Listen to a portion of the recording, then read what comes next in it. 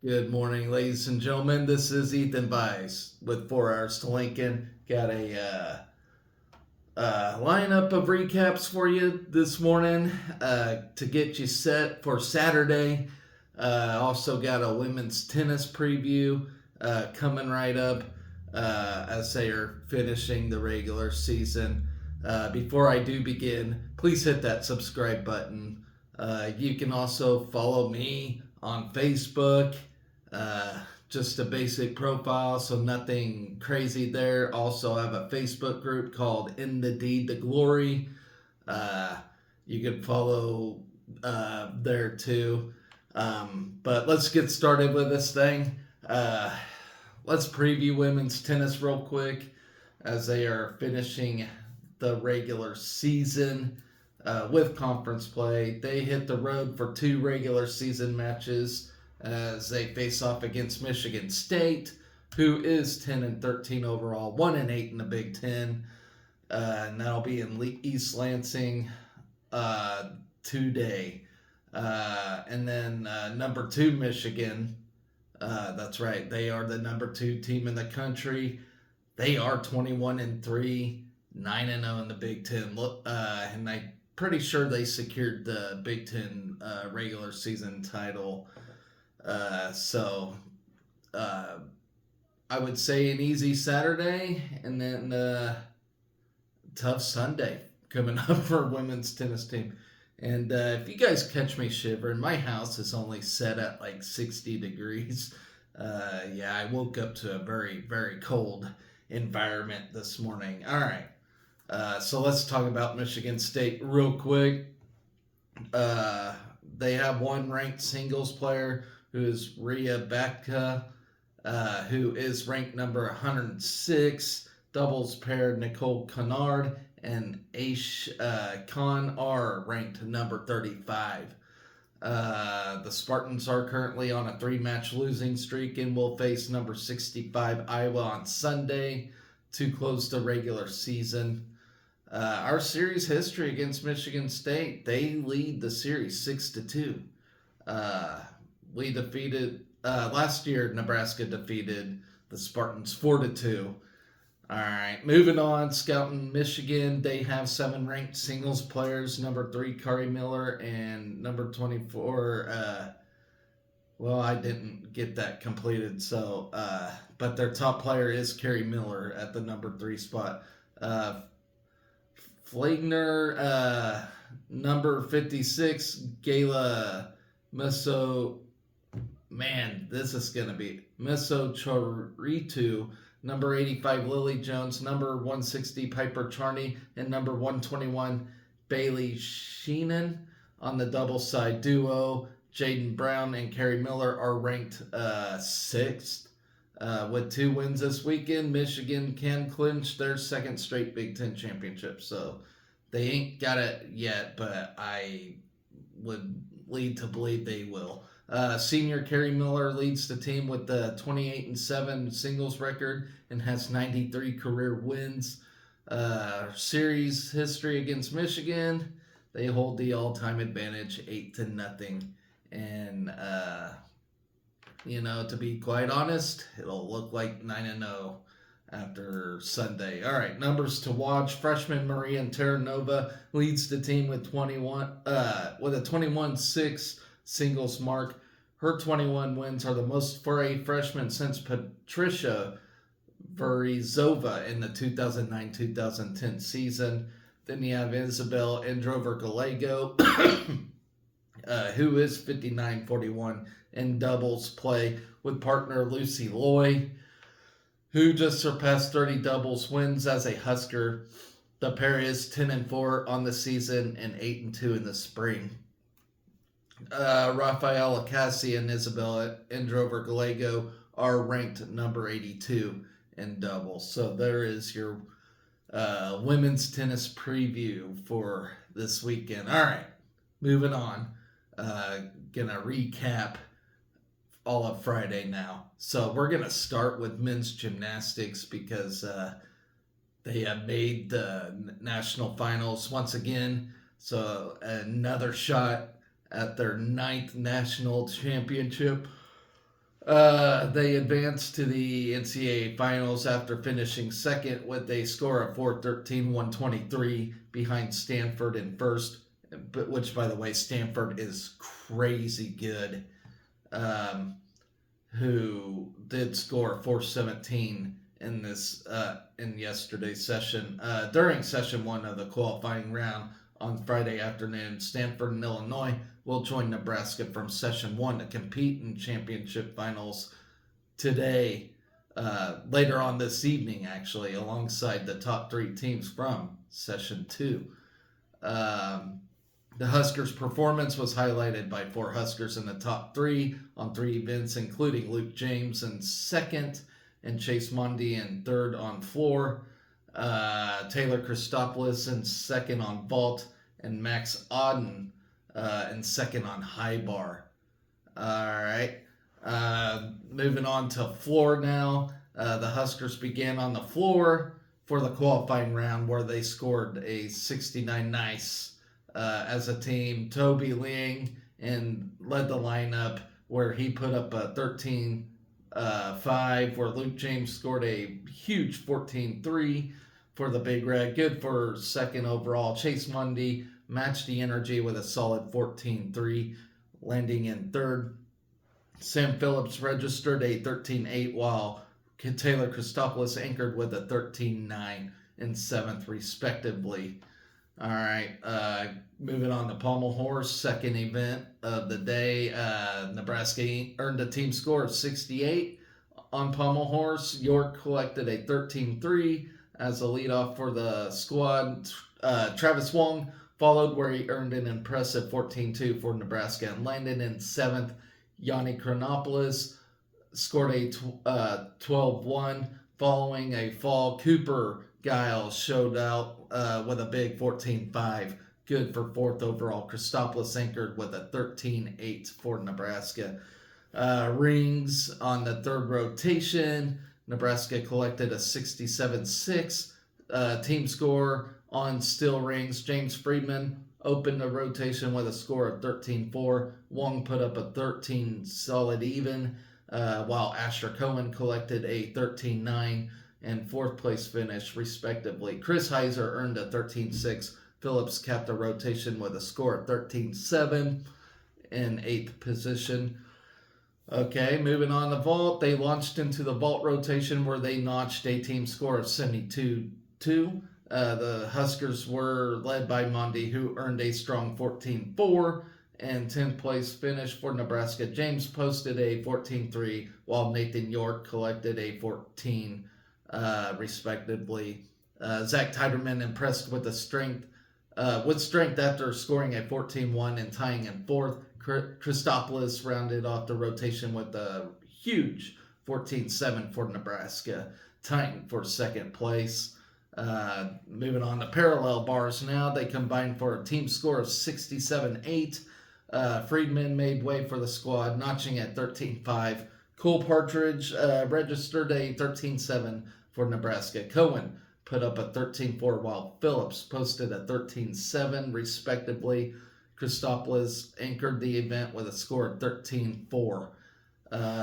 Then we go on to high bar, where the Nebraska closed the meet, where they rallied to earn a 67-3 team score, led by Max Auden with the stick. The freshman tallied a personal best of 13-8 and took second place on the event.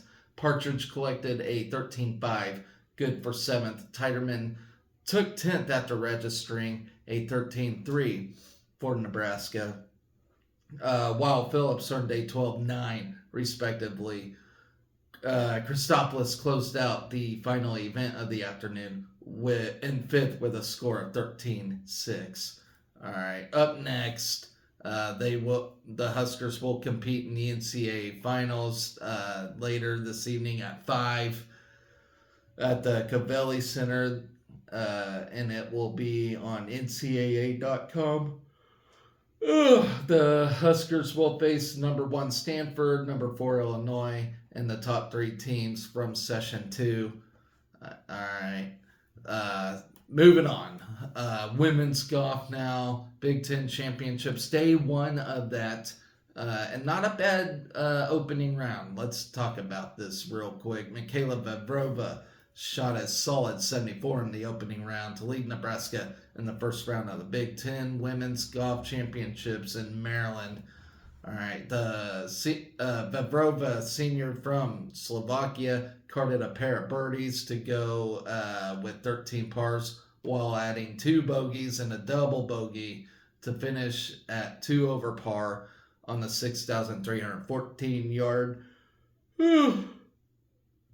par 72 layout of the Bull Rock Golf Course. She entered Saturday's second round, tied for 25th among the 84 golfers in the 14-team championship field. So she's not sitting bad, but can certainly improve today. Okay, Arden Lusheen contributed to Nebraska's second best score in the 6-count format with a 75, which is 3 over par. The freshman from Park City, Utah, opened her first championship appearance 5 over through the first 3 holes and slipped to 6 over through 7 holes after starting on number 9.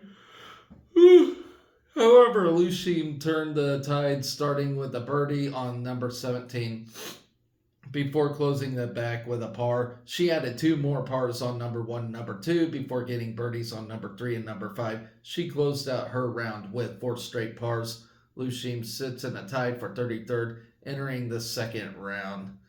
Kellyanne Strand and Mew Takahashi pitched in rounds of 76 to complete Nebraska's 301, which is 13 over par. Team total on Friday. Strand, who missed Nebraska's final regular season tournament with an injury, opened on number 10 and completed the back 9 at 1 over par before playing the front all 3 over. The good news about golf, guys, is you can turn things around in a minute. All it takes is one big day. And, with Kellyanne Strand just coming back, I expect her to get a big turnaround here on Saturday, maybe even on Sunday. So we'll see how she does. Takahashi started 3 over on the back 9 before recording pars on 8 of the 9 holes on the front 9. She finished with 14 pars and 4 bogeys on the day to join Strand in a tie for 44th at the end of the round. Lindsay Teal and Lena Hassert rounded out Nebraska's first round individual scores. Oh, man. Okay, sorry. Okay, Teal is tied for 71st, while Hassert is tied for 74th. Michigan State posted the best team round of the day with a 279, which is 9 under par as a team, led by a 67 from Paula Balanzategui. I hope I said that right, who enters the second round in a tie atop the individual leaderboard with Northwestern's Lauren Negayan. The Wildcats sit 8 shots behind the Spartans, while Michigan and Indiana are tied for third at even par 288. So the second round of the Big Ten Championships scheduled begin with tee times starting at 7:30. So it's 7:40 now as I'm recording this. So way past time after the show even uploads. All right. Moving on, track and field, another event that'll probably start before this show uploads. Nebraska track and fields. This is the day 1 of the Michael Johnson Invitational, by the way. They swept the hammer throw on the opening day, taking the top 2 spots on the men and women's side. As y'all know, our field events are bread and butter. Let's see, the Huskers tallied 11 top 5 finishes at the Clyde Hart Track and Field Stadium on Friday. Halevi Carlson and Cami Garabian took over the top 2 spots in the women's hammer throw, with Carlson hitting 203.7 to win it, and Garabian taking second with a 202.4. That mark moved Garabian up to 7th on the all-time list. apologize, guys. I had a rough night last night. Okay, on the men's side, the Big Red put 3 in the top 5, led by Henry Zimmerman, winning the title with a 2:22.7. Seth Schnackenberg placed second with a personal best of 2:03.8, and Max Herman went a personal best of 2:01.3 to finish fifth. Rounding out the final, Josh Marcy went 198.7 to take sixth, and Brett Schwartz went 192.9 to take eighth. All right, in the women's discus, Kaylin Meyer threw for 179 to finish as a runner-up. Amelia Flint placed seventh with a distance of 167. Tyler Brown and Cade Moran provided top 5 finishes in the men's discus, placing fourth and fifth. All right. Valencia Williams secured third in the women's long jump with a 20:11 and 3/4, nearing her personal best of 21 even.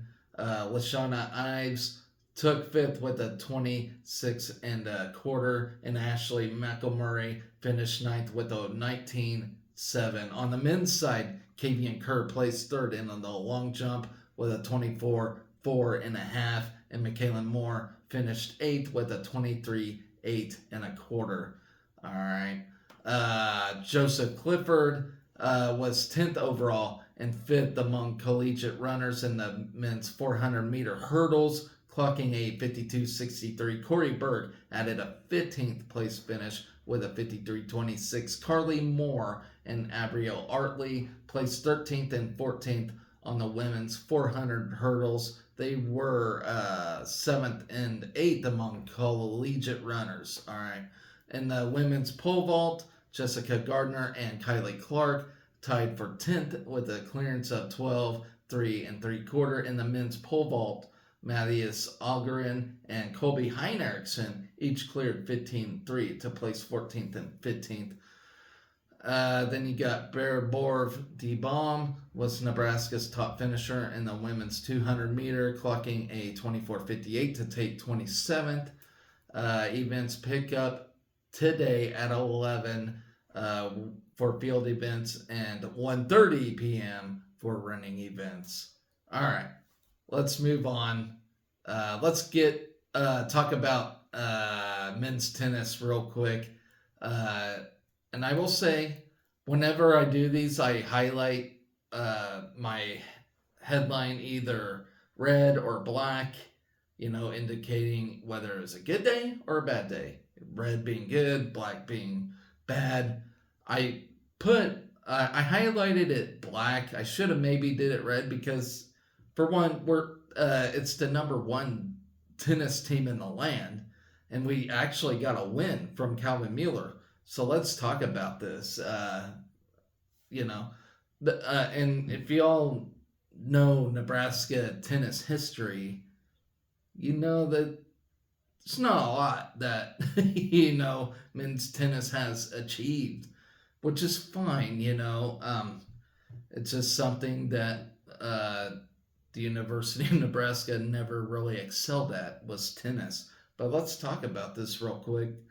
As we are ranked number 58, which is pretty decent, considering the history of tennis at Nebraska.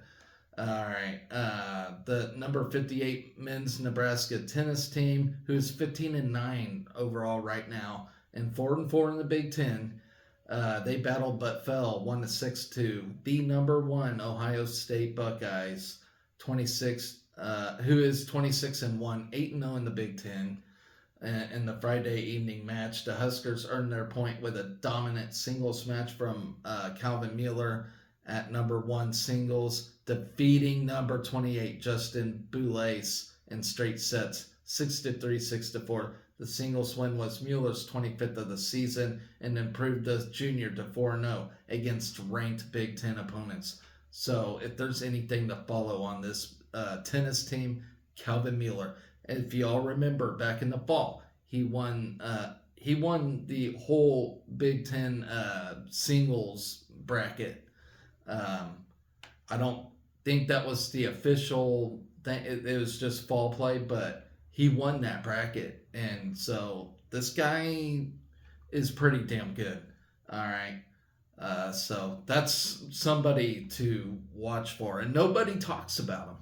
And, he's certainly on my radar for one of the people at the end of the season, one of my candidates to be one of the top players at Nebraska, top athletes in Nebraska. He's a candidate for that.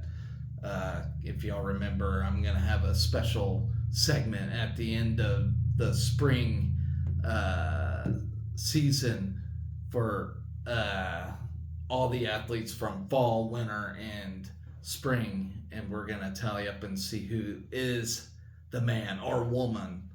All right. Okay.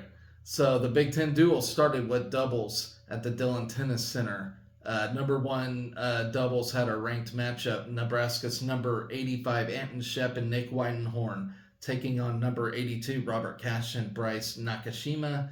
Shep and Weidenhorn battled, keeping it close to start, but the Buckeyes pulled ahead and took the match 6-3 at number two doubles. Shunya Marioma and Leo Lindquist were defeated by number 24, Andrew Lech. These names are so hard to pronounce, but you got Andrew Lechonig and Justin Boulais claiming the doubles point for Ohio State. Number three doubles was left unfinished, with Calvin Mueller and Lars Johan leading over Cannon Kingsley and JJ Tracy 4-3. All right. After the doubles point, singles action began at number 5. Singles, Lindquist faced number 121, Alexander Bernard. The sophomore rallied the second set, but fell to the Buckeye 4-6. Next to finish was High Toronto, defeated by number 112, Cash, 3-6, 3-6 on court 6. At number 1 singles, number 119, Mueller faced number 28, Boulais, who had a dominant victory. The junior won straight set 6-3, 6-4, and put the Big Red on the board on court 3. And did you guys get that? Number 119 Mueller defeated number 28. He's going to jump up big time after that. Okay, so the junior won in straight sets 6-3, 6-4, and put the Big Red on the board. On court 3, Mariama was matched up against the highest ranked Buckeye, number 16, JJ Tracy. Tracy defeated the senior 6-3, 6-2 to clinch the match for Ohio State. Johan played the number 5 slot, taking on number 26, Jack Anthrop. The sets were close, but Anthrop took down Johan 7-5, 7-5 at number 2 singles. Shep in number 17, don't have a name there, put on a 3-set thriller. Shep dropped the first 2-6, but bounced back to take the second 7-5. The third set went to a tie break, where Kingsley finished strong and took the match 6-2, 5-7, 7-6. So, we battled hard in this thing. With the loss, the Huskers sit at 15-9, 4-4 in the Big Ten, going into their final regular season match.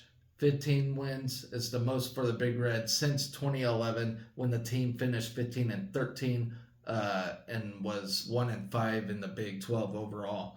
While the Big Red did not win, the singles point earned for the final score of 6-1 did make Nebraska the only team outside of the top 25 to get a point off of top-ranked Ohio State this season. Did you hear that right? All right. Mueller's dominant win at number 1 singles over number 28 Boulais was his 25th singles win of the season. The junior also remains perfect against ranked Big Ten opponents, Boulais being the highest ranked and 4th win, all of which have been in straight sets. So, guys, this Mueller guy is really impressing, and nobody talks about him.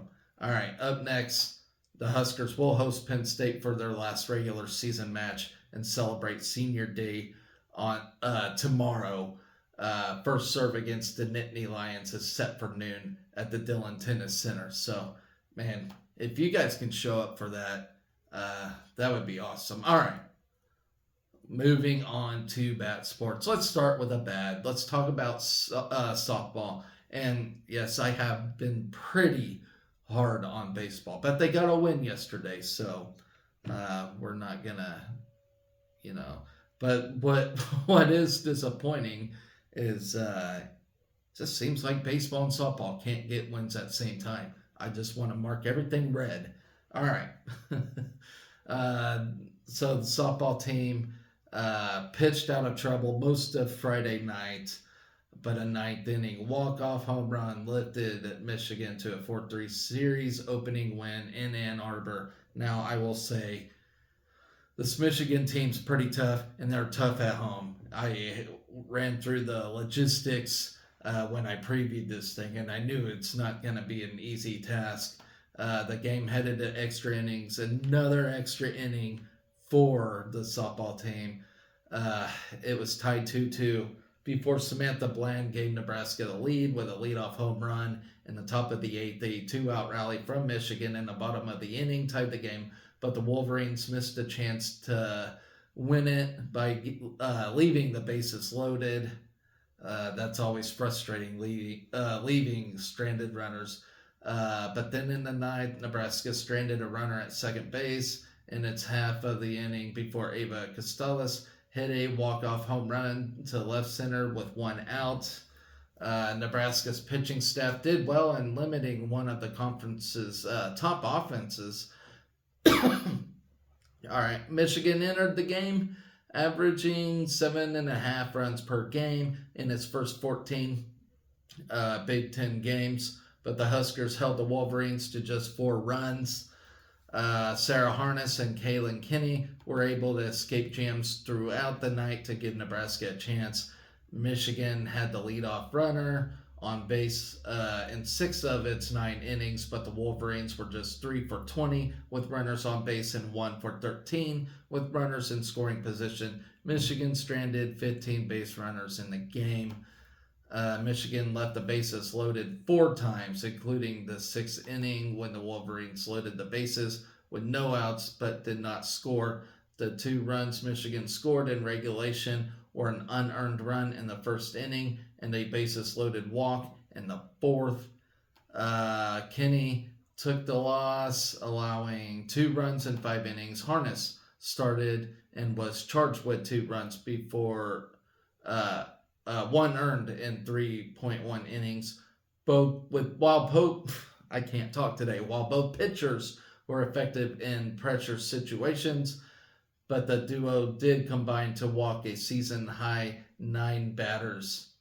Wow. All right. Offensively, Nebraska had just 1 hit in the first 7 innings, as Bland's 8th inning home run was just the 2nd hit of the game for the Huskers. Nebraska was out hit 9-5.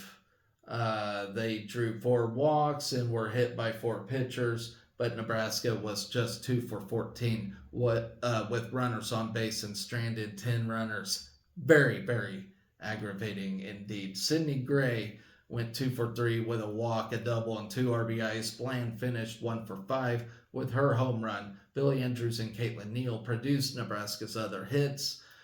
Nebraska fell to 25-17 with the loss and dropped to 8-4 in Big Ten play. Michigan improved to 11-0 at home play. Like I said, they are very tough at home.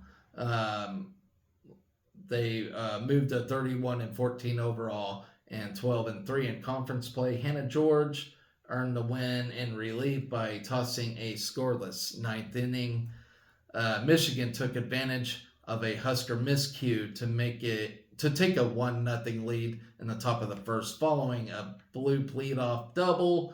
A pass ball moved the runner to third with 0 outs. Harness then retired the next 3 hitters with back-to-back groundouts and a flyout, but the second groundout scored the runner from third. Nebraska's offense was quiet until the top of the 4th. Peyton Cody drew a leadoff walk before Michigan got 2 outs. Neal was hit by a 2-out pitch to bring up Gray, who recorded the Huskers' first hit of the game with a 2-run double to left to give Nebraska a 2-1 lead. Bella Bacon and Ava Breadwell were both then hit by a pitch to load the bases for Billy Andrews, who flew out to the wall in center. Michigan came right back in the bottom of the frame. The Wolverines had a pair of singles to begin the inning, and a one-out walk loaded the bases and brought Kenny into the game. Kenny coaxed a comebacker to the circle and threw home for the second out of the inning. The next batter drew a 7-pitch walk to score a run and tie the game at 2-2, but Kenny limited the damage with an inning-ending strikeout. All right. The Wolverines continued to put together scoring chances in the top of the sixth. The first three batters all walked to load the bases with 0 outs, but Kenny escaped the jam with a force out at home, a strikeout, and a foul out. In the top of the seventh, Breadwell was hit by a pitch, and Billy Andrews walked to put runners at first and second with 1 out, but the Huskers were unable to score. Yeah, okay. Kenny then quickly retired the first 2 batters of the bottom of the seventh before a hit batter, an error, and an infield bloop single loaded the bases with 2 outs. She escaped the jam when Gray fielded a chopper at third and dove to touch the third base bag with her glove just before the runner made it to base. Okay, in the top of the eighth, Bland led off with a home run to left after a strikeout. Neal and Gray had back-to-back singles. Bacon then lined a ball to left where Ellie Sealer made a sliding catch to save at least 1 run. In the bottom of the eighth, Kenny recorded the first 2 outs on just 3 pitches. A single bunt put the tying run on base, and a bloop single that just eluded a diving Neal in right field scored the tying run with first base open, and Keith Gold, the reigning Big Ten National Player of the Week, at the plate. Nebraska issued an intentional walk. A wild pitch moved the runners up to second and third, so the Huskers issued a second intentional walk to load the bases. Kenny then fell behind the next hitter 3-1 before coming back with 2 straight strikes for an inning-ending strikeout. Okay, in the top of the ninth, Billy Andrews began the inning with a single. Caitlin Caneda then moved Andrews to second base with a sac bunt, but Andrews was left stranded at second base. In the bottom of the ninth, Kenny won a 9-pitch at bat with a ground out before Costales hit her walk-off homer on a 1-0 pitch. Nebraska and Michigan continue the series today at 1 p.m. All right. So some extra notes from this game. Nebraska played its 8th extra inning game of the season, falling to 4-4 in extra innings. The Huskers have played 5 extra inning games in Big Ten play, posting a 3-2 record in those games, including yesterday in 3 of Nebraska's 4 Big Ten losses this season. The game was tied, or the Huskers led in the 6th inning or later. Okay, Samantha Bland's 8th inning home run was her 5th home run of the season. Okay, so let's move on to baseball, where we actually got a win. All right.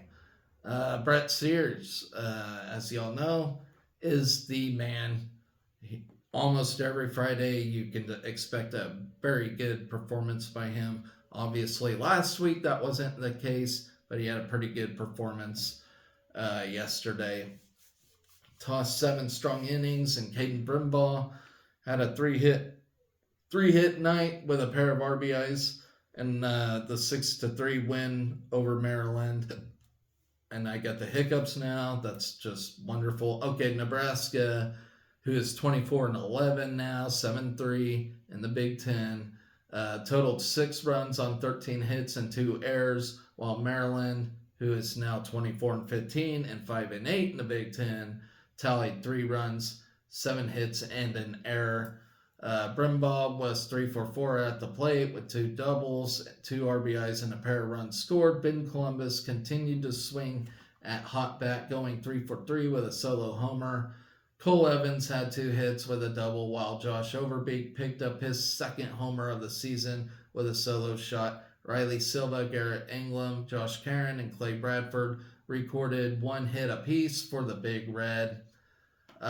Sears improved to 7-0 on the season, becoming the first Nebraska pitcher since Tony Watson in 2006 to start 7-0 on the year. The senior collected his 9th consecutive quality start after allowing 3 runs on 7 hits, while striking out 8 Terps and issuing a pair of walks. The Westphalia, Iowa native is the only pitcher nationally with an active 9-game streak of quality starts after Dallas Baptist's Ryan Johnson had his streak end at 8 tonight. Jalen Worthley tossed the final 2 innings to record his 3rd save of the season. The sophomore sat down all 6 terrapins he faced in the 2 frames, recording 3 strikeouts along the way.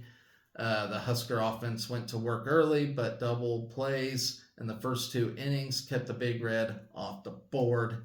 Maryland plated the game's first run of the night with Chris Hakopian's 2-out solo homer into left center berm in the 3rd inning. Nebraska responded immediately with 2 runs on a pair of hits in the bottom half of the inning to grab a 2-1 lead. Overbeeks led off the inning with a 449-foot solo homer to right center that nearly left the entire ballpark. It was a pretty good, well-hit ball, I will say that. Brumbaugh drew a 4-pitch walk, while Silva ripped a single back up the middle to put the runners on first and third with no outs. The Huskers drew a 2-1 advantage after a balk-plated Brumbaugh to give the Big Red the lead through 3 innings. The Terps answered with 2 more runs in the 4th to take the lead back at 3-2. With 2 outs and a runner on second, Jacob Orr's RBI single to left tied the game at 3. Orr moved to second on the play after a fielding error in left before scoring in the next at bat after Michael Iannazano, or I can't pronounce that name, blooped an RBI double to right center to give the visitors a 3-2 advantage.